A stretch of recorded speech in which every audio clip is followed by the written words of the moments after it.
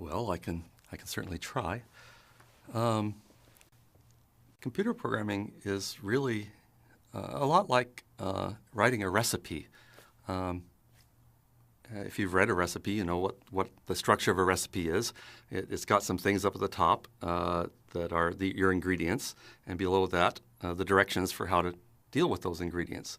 Well, a very similar thing happens in a computer program.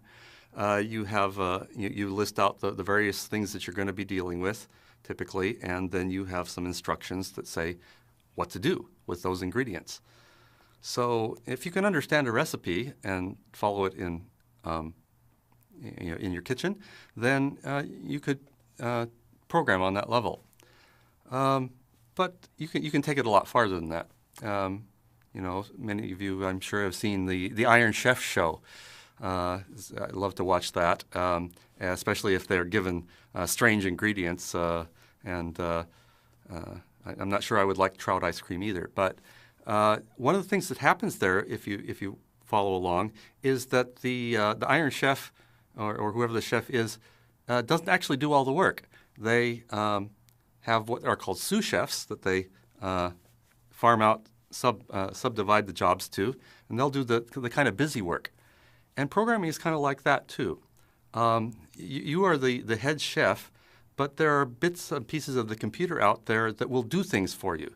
Now, it's not quite like Iron Chef because Iron Chef, you have some fairly intelligent sous chefs who know how to coddle an egg or chop up a fish. But your computer tends to be more like a bunch of really efficient robots, but they're very stupid robots and very literal-minded. So you have to, at some level, tell them exactly what to do.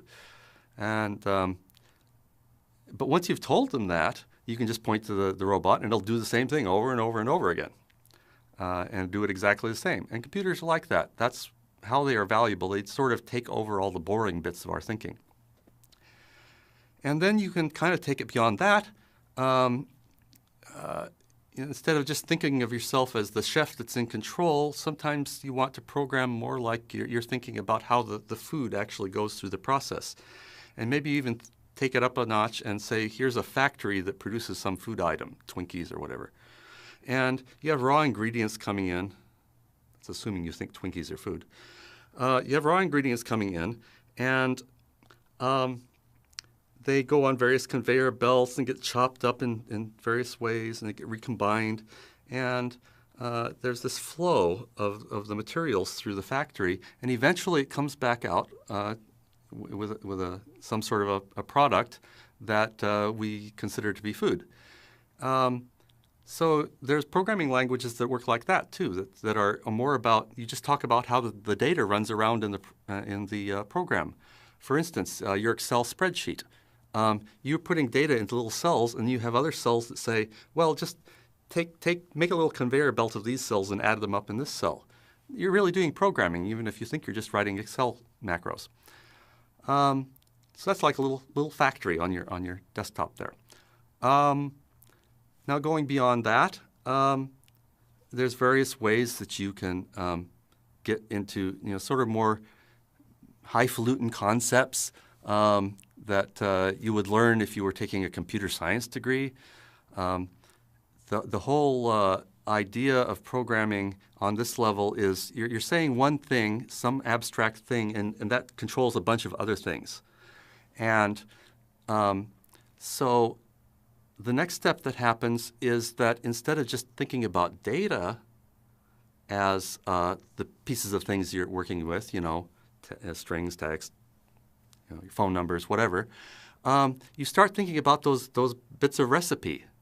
And those recipes can also be considered data and can be sent around on the conveyor belt in your factory. So it's like little conveyor that you might have in your cafe. You put little things up there that order things up. So when you start talking about actions and abstracting them, then you can start talking about doing them multiple times and looping. And this action may do this action, which may do the action, which might come back and do the thing. And you get a recursive sort of fractal pattern. And so these are the basis of the more mathematical views of programming. But you know, you don't have to do all that at the beginning. You can just start off with the simple recipe ID and add things on as you go and learn as you go, and then you'll do fine.